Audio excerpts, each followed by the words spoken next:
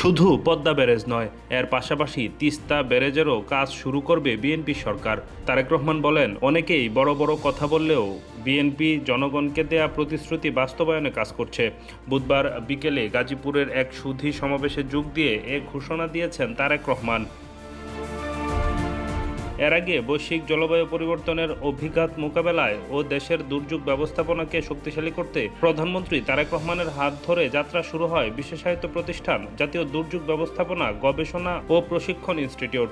Padma barrage এই জন্য আমরা তৈরি করব যে সীমান্তের ওপারে তারা ব্যারাজ তৈরি করার, বাঁধ তৈরি করার মাধ্যমে বিভিন্নভাবে পানি তারা নিচ্ছে। ইনশাল্লাহ এই বিএনপি সরকার পদ্মা ব্যারেজের কাজেও হাত দেবে, ইনশাল্লাহ তিস্তা ব্যারেজের কাজে হাত দেবে।